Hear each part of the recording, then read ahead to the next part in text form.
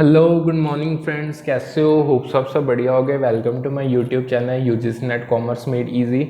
यहाँ पे आपको पेपर 1 जनरल पेपर और पेपर 2 कॉमर्स का यूनिट 1 से लेकर 10 तक कंप्लीट सिलेबस कवर अप करवाया जा रहा है दिसंबर 2023 के लिए। डेली बेसिस पे स्ट्रक्चर्ड वे में यूट्यूब पे क्लासेस कंडक्ट होती है जिसमें आपको कंप्लीट सिलेबस करवाया जा रहा है। पीडीएफ नोट्स आपको सारे सिलेबस के इंग्लिश और हिंदी लैंग्वेज में अवेलेबल है फ्री ऑफ कॉस्ट।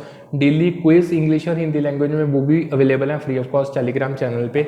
जस्ट आपको करना क्या है, टेलीग्राम चैनल को ज्वाइन कर लो, उसका लिंक आपको डिस्क्रिप्शन में मिल जाएगा। क्लासेस आपको यूट्यूब पे मिल जाएंगी। सो दोनों चैनल्स को लाइक सब्सक्राइब शेयर कर दो। और आज जैसे कि आपको पता है हमारी अब पेपर 1 की आज क्लास है। पेपर 1 में हमने यूनिट नंबर 4 स्टार्ट की हुई है जो है कम्युनिकेशन की। उसमें हम आज अपना टॉपिक करने जा रहे हैं क्लासरूम कम्युनिकेशन का। ठीक है, सो बिना टाइम वेस्ट किए स्टार्ट करते हैं। 155 पेज के राउंड है जहाँ पे हमने अपनी लास्ट क्लास बंद की थी। हाँ, इंटरकल्चरल कम्युनिकेशन हमने कर लिया था, ग्रुप कम्युनिकेशन भी कर लिया था। हमने करना है हाँ यहाँ से क्लासरूम कम्युनिकेशन। देखो, क्लासरूम कम्युनिकेशन बहुत सिंपल चीज़ है, यानी जो कम्युनिकेशन क्लास में होती है टीचर और स्टूडेंट के बीच में।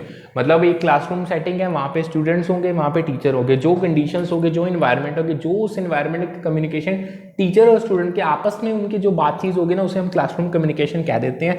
क्लासरूम कम्युनिकेशन की जाती है पढ़ाने के लिए। टीचर क्यों स्टूडेंट से बात करता है? वो उसको पढ़ाता है। ठीक है, लर्निंग के लिए, स्टूडेंट्स को इंगेज करने के लिए कम्युनिकेशन की जाती है ताकि जो एक क्लासरूम की एनवायरनमेंट है वो पॉजिटिव बनी रहे। अब नेक्स्ट आती है टीचर स्टूडेंट कम्युनिकेशन। देखो, जब इफेक्टिव कम्युनिकेशन होगी टीचर और स्टूडेंट में, इसमें क्या क्या चीज़ें हो सकती हैं। जब टीचर कम्युनिकेट कर रहा है स्टूडेंट में, वो इंस्ट्रक्शंस के बारे में बताएगा, मतलब क्लियरली इंस्ट्रक्ट करेगा। एक्टिव लिसनिंग होगी, फीडबैक स्टूडेंट्स की तरफ से ली जाएगी, मतलब स्टूडेंट्स फीडबैक प्रोवाइड करेंगे, बहुत अच्छे से लैंग्वेज और टोन का यूज़ किया जाएगा। सो टीचर्स को सपोर्टिव रहना पड़ेगा, मतलब टीचर को मतलब एग्रेसिव नहीं होना। टीचर को बहुत अच्छे से स्टूडेंट्स को सपोर्ट करना है, यानी हर बंदे टीचर को हर बच्चे को इंक्लूड करके चलना है। इससे क्या होगा, स्टूडेंट इनकरेज होगा, वो अपने आप को ट्राई करेंगे कि वो भी कम्युनिकेशन में अपने आप को एज अ पार्टिसिपेंट माने, यानी वो पार्टिसिपेट करे। ठीक है, ये होती है टीचर स्टूडेंट कम्युनिकेशन। फिर आती है स्टूडेंट स्टूडेंट कम्युनिकेशन। देखो, क्लासरूम कम्युनिकेशन के अंदर पीयर टू पीयर इंटरेक्शंस भी होती है। मतलब स्टूडेंट्स, ये नहीं अकेला टीचर स्टूडेंट आपस में, मतलब टीचर अकेला स्टूडेंट से कम्युनिकेट करेगा, स्टूडेंट स्टूडेंट से भी कम्युनिकेट कर सकता है, यानी वो पीयर पीयर इंटरेक्शंस हो जाएंगे, पीयर टू पीयर।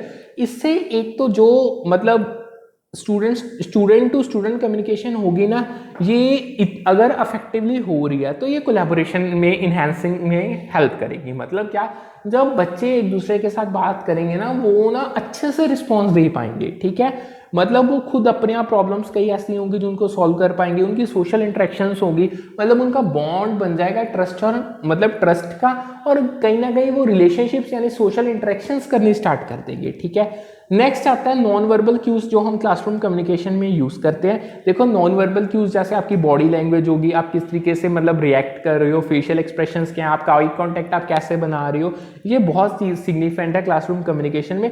जो टीचर्स है ना, उनको अटेंटिव रहना पड़ेगा नॉन वर्बल क्यूज को लेके। मतलब अगर कोई स्टूडेंट कोई भी नॉन वर्बल क्यू का यूज करके कुछ बताना चाह रहा है, टीचर अगर अटेंटिव होगा तो उसको पता चल जाएगा स्टूडेंट कहना क्या चाह रहा है। ठीक है, इवन एंथुसियाज्म, अप्रोचेबिलिटी, अटेंटिवनेस भी कन्वे होती है नॉन वर्बल क्यूज के थ्रू। अब नेक्स्ट एक पेपर में क्वेश्चन आता है, वो कहते हैं लिंकेज क्या है लैंग्वेज और नॉन वर्बल साइंस में। ठीक है, देखो, जो आपका ये लिंक है ना, जो लैंग्वेज और नॉन वर्बल साइंस में, ये बहुत इंपॉर्टेंट है, यानी ये एक इंपॉर्टेंट पार्ट है क्लासरूम कम्युनिकेशन का। जो कम्युनिकेशन क्लासरूम में होते हैं उसमें अकेली लैंग्वेज नहीं यूज की जाती, उसमें नॉन वर्बल क्यूज और साइंस भी यूज किए जाते हैं, जो कंट्रीब्यूट करते हैं कि जो चीज आप समझाना चाह रहे हो कम्युनिकेशन के प्रोसेस थ्रू, या जो मैसेज आप कम्युनिकेट करना चाह रहे हो उसको अच्छे से समझाया जा सके, यानी वो इफेक्टिवली कम्युनिकेशन का प्रोसेस कैरी आउट हो जाए। अब आगे एक असर्शन रीजंस आई थी, उन्होंने असर्शन में कहा था classroom communication involves exchange of messages between teachers and student. ये तो ठीक है, it is considered a transactional process because both parties contribute to communication and mutually influence each other's understanding and learning. बिल्कुल ठीक है। देखो, जब क्लासरूम कम्युनिकेशन होगी, क्लासरूम में टीचर्स भी होंगे, स्टूडेंट्स भी होंगे। टीचर स्टूडेंट से कम्युनिकेट करेंगे, उनको चीजें समझाई जाएंगी, इंस्ट्रक्शंस दी जाएंगी, यानी in short communication being a transactional process, और स्टूडेंट्स भी उसमें कुछ ना कुछ कंट्रीब्यूट करेंगे, ठीक है। जब टीचर कोई टॉपिक करवाता है मतलब स्टूडेंट भी तो रिस्पांस देता है, टीचर पूछ ही लेता ना आपको समझ आया या नहीं आया, आपकी फीडबैक है, यानी दोनों तरफ से ट्रांजेक्शन्स होंगी। सो एट द एंड जो अंडरस्टैंडिंग और लर्निंग उस इन्वायरमेंट में होगी ना वो बहुत अच्छी होगी, ठीक है। सो ये अजर्शन बिल्कुल करेक्ट थी। रीजन में उन्होंने कहा क्या था, the quality of questions asked by teachers और student can significantly impact the learning process in the classroom. यानी जो क्वालिटी के क्वेश्चन टीचर्स पूछेंगे यानी या स्टूडेंट्स पूछेंगे, टीचर स्टूडेंट से, स्टूडेंट टीचर से, मतलब इन वो कंस्ट्रक्टिव हो जाता है एक तरीके से, और जितने अच्छी क्वालिटी के वो होंगे उतना ही क्लासरूम में जो लर्निंग प्रोसेस है वो बहुत ज़्यादा अच्छा होगा। सो जो well constructed and thought provoking question है वो स्टिमुलेट करते हैं क्रिटिकल थिंकिंग को। जितना स्ट्रॉन्ग क्वेश्चन का बेस होगा, उसकी फाउंडेशन होगी, जितना वेल कंस्ट्रक्टेड और प्रोवोकिंग होगा, मतलब प्रोवोकिंग मतलब जो इमीडिएट रिस्पॉन्स लेके आएगा अगले बंदे का, उससे क्रिटिकल थिंकिंग स्टिमुलेट होगी क्लास में। स्टूडेंट ट्राई करेंगे अपने आप को इंगेज करने में और एक चीज टॉपिक्स की बहुत गहराई में समझ आएगी। ये रीजन था इस असर्शन का, तो ये रीजन भी बिल्कुल करेक्ट था। बट यहाँ पे जो ये रीजन है ना, ये आपको जो आपकी असर्शन थी उसकी डायरेक्ट या कंप्लीट एक्सप्लेनेशन नहीं दे रहा, क्योंकि बहुत ऐसे फैक्टर्स हैं जो क्वालिटी ऑफ लर्निंग में कंट्रीब्यूट कर ले। अकेले क्वेश्चंस की क्वालिटी ही नहीं मैटर करती, इसके अलावा भी बहुत सारे फैक्टर्स हैं जो कंट्रीब्यूट करते हैं towards the learning process that is carry out through classroom communication, ठीक है। अब आगे आते हैं, नेक्स्ट आए थे barriers to reception in classroom communication. जब क्लासरूम कम्युनिकेशन कर रही है, रिसेप्शन मतलब जब आप मैसेज स्टूडेंट्स रिसीव कर रहे हैं, उसमें कुछ बैरियर्स हो सकते हैं, उनमें नीड्स हो सकती हैं, एंजाइटीज, एक्सपेक्टेशंस और एटीट्यूड, ये चार मेन चीजें थी। यानी सर इन्होंने आपको ये ना क्वेश्चन ऐसे पूछा था पेपर में, उन्होंने आपको ऑप्शंस दे दी थी, वो कहते थे आप ऐसे बताओ क्लासरूम कम्युनिकेशन कंडक्ट हो रही है। क्लासरूम कम्युनिकेशन का मीनिंग भी उन्होंने आपको बता दिया था। वो कहते हैं ऐसे कौन से इनमें से बैरियर्स हैं जो रिसेप्शन और मैसेज की में ओरिजिनेट हो जाते हैं। सो जो करेक्ट आंसर था और जो सीक्वेंस में पूछे गए थे, सबसे पहले नीड्स आती हैं, फिर एंजाइटीज होगी, मतलब ज़रूरतें क्या हैं कि आपको स्ट्रेस क्या चीज़ें दे रही हैं, आपकी एक्सपेक्टेशंस क्या, आप एक चीज़ से चाहते क्या, और आपका एटीट्यूड क्या है, ठीक है। आगे एक लाइन सुनो, उन्होंने कहा था in communication a major barrier to reception of messages attitude of listener. ये मैंने आपको ऊपर भी बताया। एक बार इसके अलग फॉर्म में भी उन्होंने क्वेश्चन पूछा था। उन्होंने कहा था जो मेजर कम्युनिकेशन मतलब जो मेजर कम्युनिकेशन बैरियर है, यानी जो क्लासरूम कम्युनिकेशन के दौरान आता है वो क्या है। सो वो था रिसेप्शन ऑफ मैसेज के टाइम पे, तो वो एटीट्यूड है लिसनर का। अब जो देखो जो लिसनर का एटीट्यूड होता है ना, वो उसकी प्री एग्जिस्टिंग बिलीव्स होती है, यानी उसके दिमाग में पहले से जो चीजें सेट बैठी हुई हैं, उसका नजरिया क्या किसी चीज को लेके, वो क्या ओपिनियन दे रहा है, क्या उसका पर्सपेक्टिव है, ये सब कुछ उसके एटीट्यूड में आ जाता है। तो अगर तो लिसनर्स का नेगेटिव एटीट्यूड होता है, मतलब उसके पास प्री कंसीव्ड नोशंस होंगे, वो नेगेटिव वाली होंगी, तो वो कभी भी आपका ट्राई नहीं करेगा कम्युनिकेटर का मैसेज सुनने को, ठीक है। सो ये एक बैरियर क्रिएट कर देगा उस मैसेज को समझने में। तो अगर उसका मतलब इन शॉर्ट आप मान के चलो जैसा भी उसका एटीट्यूड है, उसका इंपैक्ट उसके मैसेज की समझ पे पड़ता ही पड़ता है, ठीक है। सो ये चाहे अगर तो पॉजिटिव हुआ मैसेज बहुत अच्छे से समझ आएगा, अगर नेगेटिव हुआ तो वो डेलिबरेटली मैसेज को इग्नोर करेगा, वो समझना ही नहीं चाहता उस मैसेज को, ठीक है। नेक्स्ट मेजर चीज आती है क्लासरूम मैनेजमेंट। क्या देखो जो अफेक्टिव क्लासरूम कम्युनिकेशन है ना, वो कहीं ना कहीं क्लासरूम मैनेजमेंट के साथ टाइड है, मतलब वो एक दूसरे के साथ कहीं ना कहीं उनका लेना देना है। Clear expectations, consistent communication of rules and guidelines and establishment of positive and respective learning environment, तीन मेजर चीजें बहुत ध्यान से समझो। जो हर बंदे की एक्सपेक्टेशंस होती हैं, अगर वो एक्सपेक्टेशंस क्लियर है, मतलब आप चाहते क्या हो, जो कम्युनिकेशन जो मतलब रूल्स और गाइडलाइंस हर बंदे ने फॉलो करने, आपने उनको कंसिस्टेंटली कम्युनिकेट किया, बहुत अच्छे से समझाया हुआ है। मतलब अगर क्लासरूम में बच्चा आ रहा है, उससे पता है कि मैंने ये चीज़ें करनी है, ये चीज़ें नहीं करनी। इवन टीचर को ये भी पता है, मतलब स्टूडेंट्स को ये भी पता है टीचर उनसे एक्सपेक्ट क्या कर रहा है, ठीक है। बहुत एक अच्छी पॉजिटिव लर्निंग एनवायरनमेंट है, यानी यहाँ पे क्लासरूम मैनेजमेंट अच्छी हो रही है।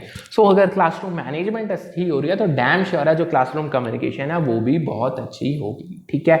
आगे बढ़ते हैं, आगे आता है टेक्नोलॉजी इनहैंस्ड कम्युनिकेशन। देखो जैसे जैसे टेक्नोलॉजी इंटीग्रेट होती जा रही है एजुकेशन में, जो क्लासरूम कम्युनिकेशन है वो इनहैंस होती जाती है, क्योंकि अब जब आप क्लासरूम कम्युनिकेशन का प्रोसेस कैरी आउट कर रहे हो, आप डिजिटल टूल्स यूज कर रहे हो, even online discussion forms over the internet use किए जा रहे हैं, आप प्रेजेंटेशंस मल्टीमीडिया के थ्रू दे रहे हो, वर्चुअल कोलैबोरेशंस कर रहे हो। सो कहीं ना कहीं जब टीचर्स हैं उन्होंने जब टेक्नोलॉजी को लिवरेज करना शुरू कर दिया है कम्युनिकेशन के प्रोसेस में, या खासकर करके क्लासरूम में, तो इससे ना क्या हुआ, जो कम्युनिकेशन है वो बहुत इफेक्टिवली कंडक्ट होनी स्टार्ट हो गई है।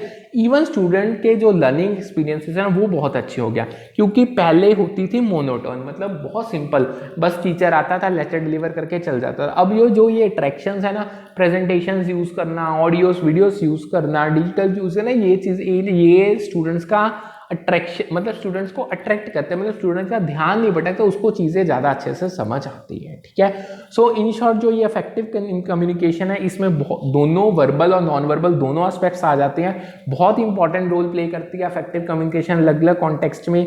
इसमें इंटरकल्चर इंटरेक्शंस होती हैं, मतलब दोनों के जब अलग अलग कल्चर से बंदे बिलोंग करके इंटरेक्ट करते हैं वो इंटरकल्चरल इंटरेक्शंस होगी, ग्रुप डायनामिक्स बनते हैं, क्लासरूम सेटिंग्स अच्छी बनती हैं। सो अगर आपको ये डायनामिक्स और जो कम्युनिकेशन के चैलेंजेस इनकी अच्छे से समझ है, आपको हर कॉन्टेक्स्ट में इनका चीज़ों का मतलब पता है, तो ये कहीं ना कहीं इंडिविजुअल को हेल्प करेंगे कि वो इफेक्टिव कम्युनिकेशन स्किल्स अपने डेवलप कर सकते हैं। ठीक है, सो अलग अलग स्ट्रेटेजी को इंप्लॉय किया जाता है, जैसे एक्टिव लिसनिंग करो, कल्चरल सेंसिटिविटी होगी, अडेप्टेबिलिटी, क्लैरिटी। इससे क्या होगा, इंडिविजुअल्स अपनी एबिलिटी को इनहांस कर पाएंगे कि वो अपने आप को जो बताना चाहते हैं, जो चीज़ वो कन्वे करना चाहते हैं, एक तो वो अच्छे से कन्वे कर पाएंगे और वो दूसरों की इंफॉर्मेशन को अच्छे से रिसीव भी कर पाएंगे। रिलेशनशिप्स बनेंगी, कंड्यूसिव लर्निंग इन्वायरमेंट्स क्रिएट होंगे। ठीक है, अब कम्युनिकेशन की टाइप्स मैंने आपको बता दी। देखो, वर्बल कम्युनिकेशन होती है, नॉन वर्बल कम्युनिकेशन होती है, ग्रुप होती है, पॉज, उसके बाद आपकी इंटरकल्चरल कम्युनिकेशन आ जाती है, क्लासरूम कम्युनिकेशन आ जाती है। हर एक कम्युनिकेशन के अपने फायदे अपने नुकसान बहुत डिटेल मैंने आपको करा दिया, आप ये चीज़ को एक बार पढ़ लेना। नेक्स्ट एक मेजर लाइन आती है, वो क्या कह रहे हैं, classroom assessment of learning particularly beyond the early elementary grades has been based almostly exclusively.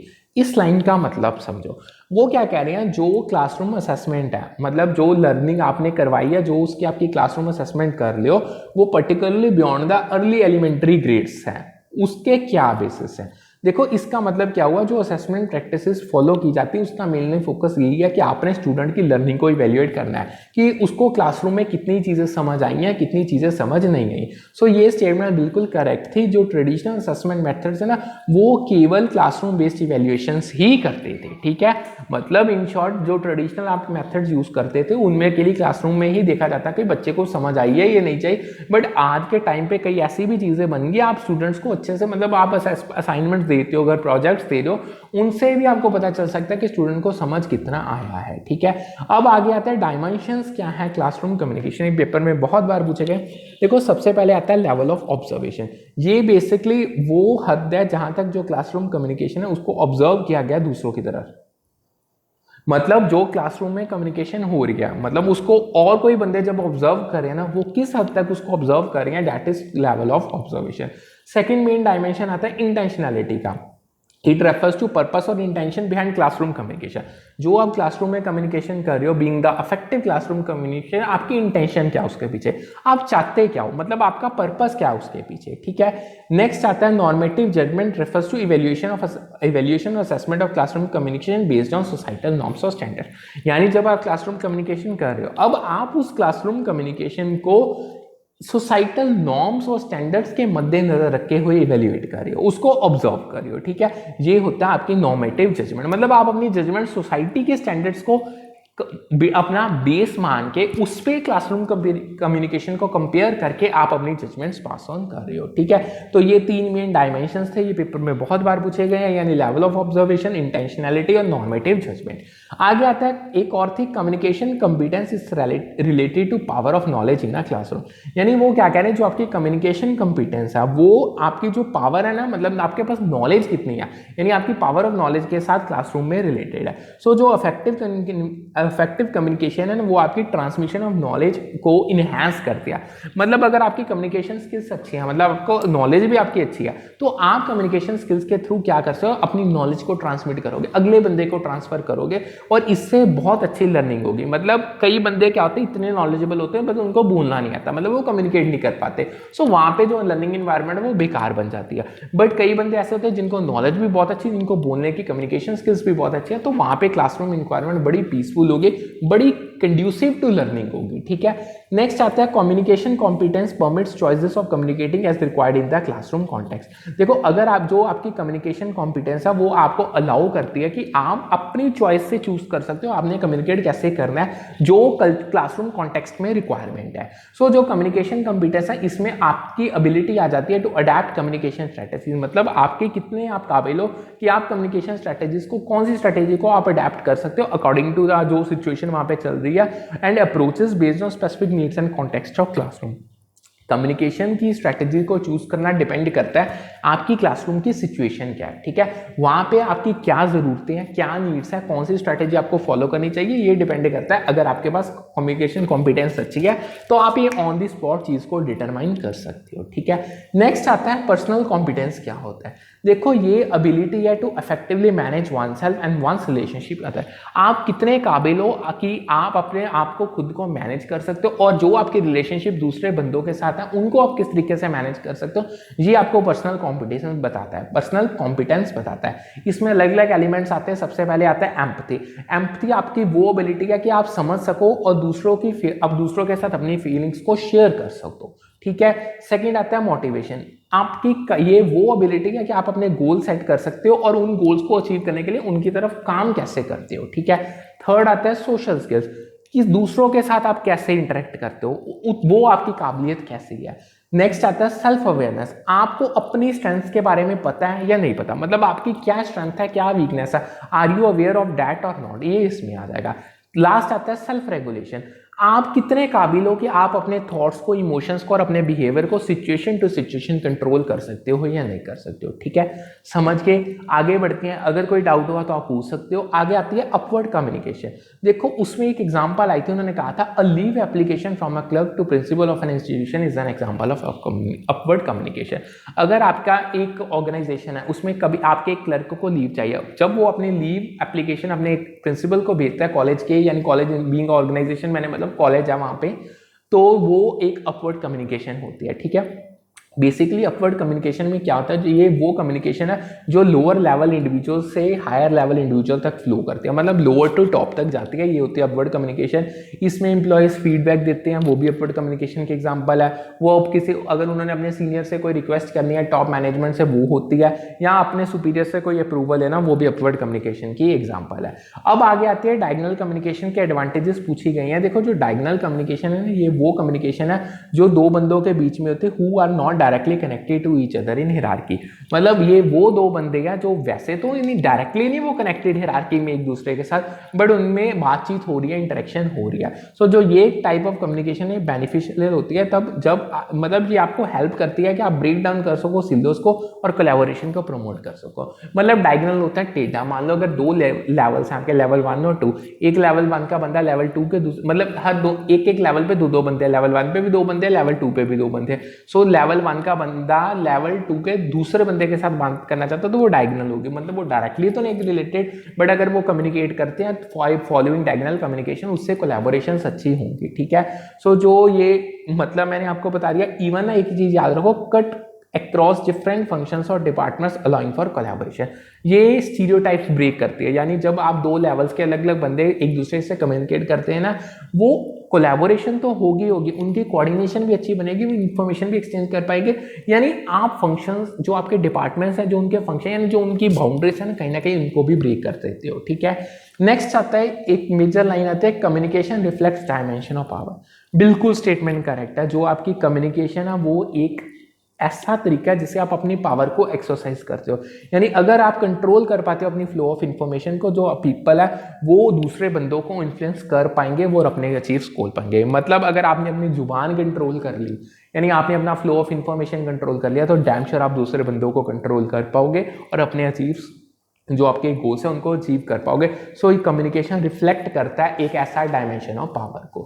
Next topic आता है गेट कीपिंग ऑफ स्टीरियोटाइप्स। बहुत इंपॉर्टेंट टॉपिक है, बहुत ध्यान से समझना, पेपर में पता नहीं अनगिनत बार पूछा गया है। देखो क्रॉस कल्चरल कम्युनिकेशन, मतलब जो क्रॉस कल्चर क्लासरूम सिचुएशन है उसमें सबसे ज्यादा जो कॉन्ट्रीब्यूटिंग फैक्टर है वो है, one of the contributing factor for better atmosphere is get keeping of stereotypes. यानी जब आपकी क्लासरूम कल्चर मतलब क्रॉस कल्चर क्लासरूम सिचुएशन होगी, यानी एक क्लासरूम में उसमें अलग अलग इंडिविजुअल्स होंगे, हर इंडिविजुअल एक कल्चर से बिलोंग करता है, यानी वो क्रॉस कल्चर क्लासरूम सिचुएशन बन जाएगी। सो उसमें एक सबसे ज्यादा कॉन्ट्रीब्यूटिंग फैक्टर जो आपका बेटर इकोस्फेयर बना सकता है वो है gate keeping of stereotypes. Gate keeping का मतलब होता है एक्टिवली प्रिवेंटिंग और challenging the perpetuation of stereotypes और बायस्ड अजम्पशंस अबाउट इंडिविजुअल्स और कल्चर्स। यानी आप देखो हर बंदे के दिमाग में ना कोई दूसरे कल्चर के रिगार्डिंग नेगेटिव अजम्पशन होती ही है, कोई स्टीरियोटाइप होता ही होता है, कोई बायस होता ही होता है। जब आप एक्टिवली उस चीज को तोड़ते हो यानी उसे गेट कीपिंग कहा जाता है, ठीक है।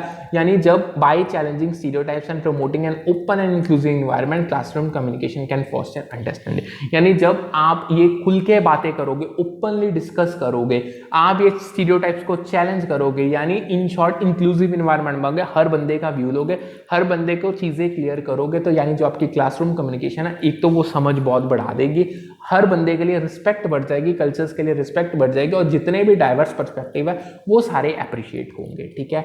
नेक्स्ट आता है कम्युनिकेशन फंक्शंस और इश्यूज।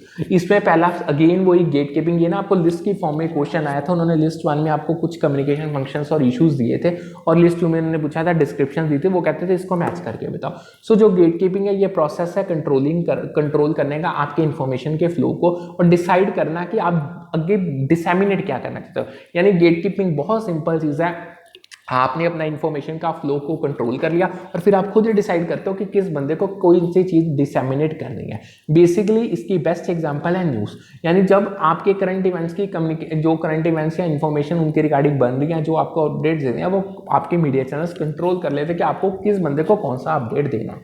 सेकेंड आता है परसुएशन, यानी ये क्या है, जब आप ऑडियंस को इन्फ्लुएंस करते हो, उनको कन्विंस करते हो कि वो ये चीज को माने, बिलीव करें, वो अपना एटीट्यूड ऐसे बनाएंगे, अपना बिहेवियर को इस तरीके से चेंज कर दे। एडवर्टाइजिंग, सो एडवर्टाइजिंग में क्या किया जाता है, उसमें प्रोडक्ट सर्विसेज को प्रमोट किया जाता है, आइडियाज को प्रमोट किया जाता है परसुएसिव टेक्निक्स के साथ जो और कस्टमर्स उसको खरीदे।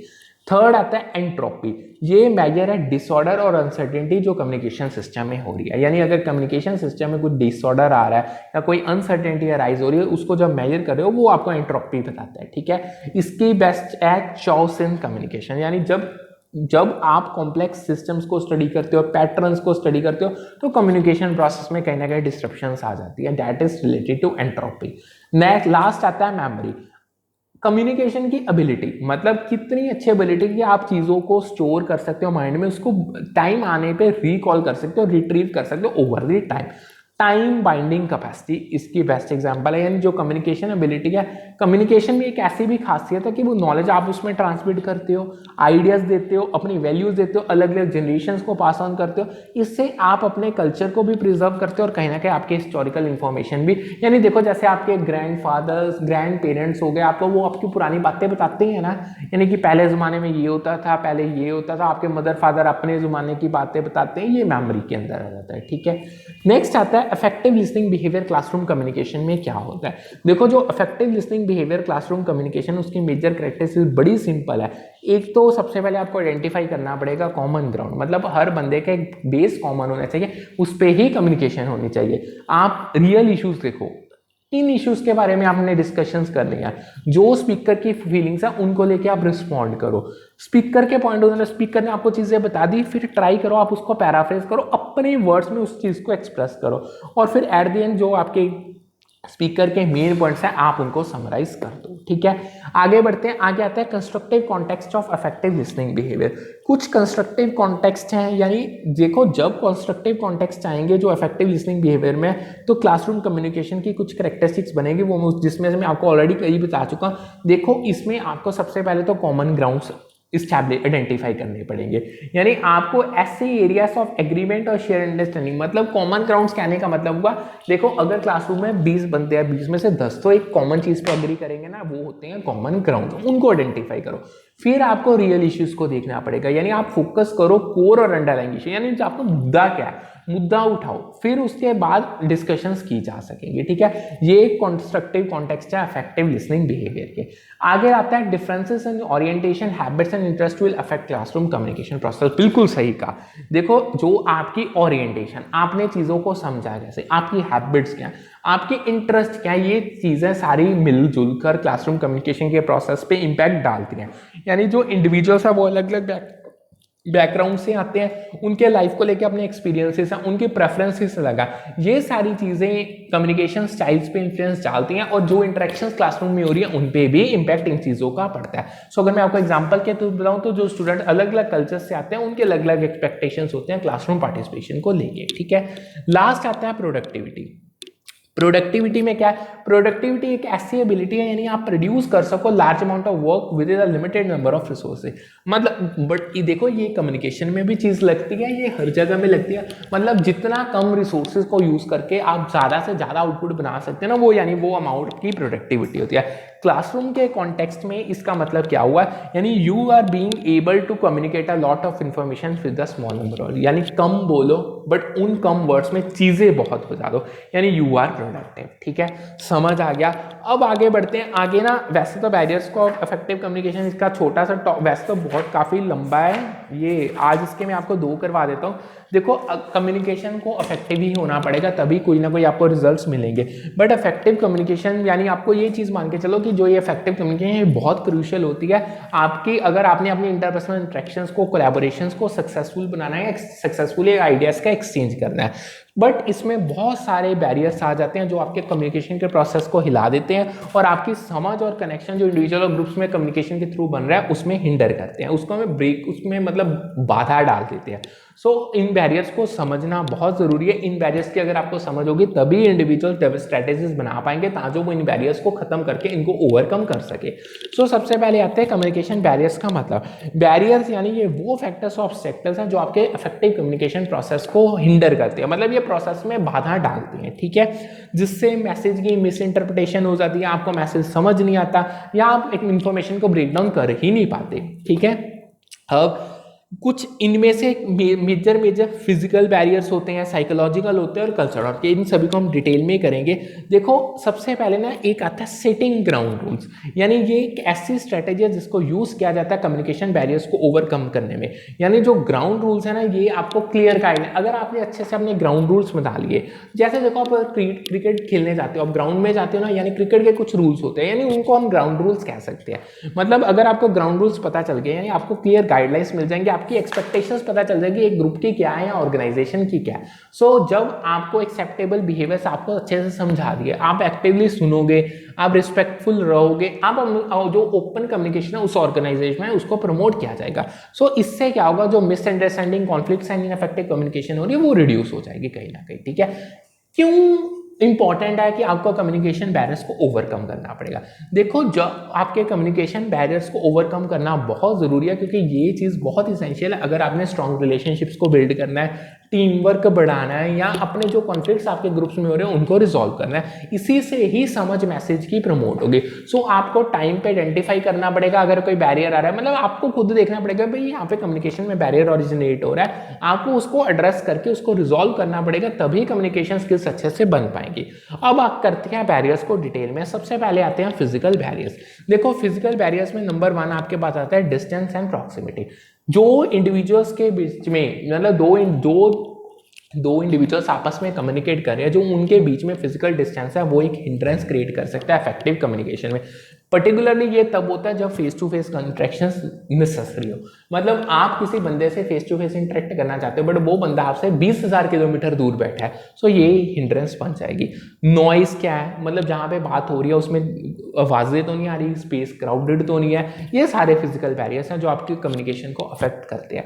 सेकेंड आता है इन्वायरमेंटल फैक्टर। इन्वायरमेंटल फैक्टर यानी किस इन्वायरमेंट में जहाँ पे आप कम्युनिकेट कर रहे हो वहाँ की इन्वायरमेंट कैसी है, लाइटिंग कैसी है, वो पुअर तो नहीं है, टेम्परेचर क्या है, या सिटिंग अरेंजमेंट अनकंफर्टेबल थे, ये सारी चीजें कहीं ना कहीं इंडिविजुअल्स को डिस्ट्रैक्ट कर सकते हैं और वो फोकस नहीं कर पाएंगे। यानी अगर फोकस नहीं कर पाए तो मतलब इफेक्टिव कम्युनिकेशन नहीं हो पाएगा।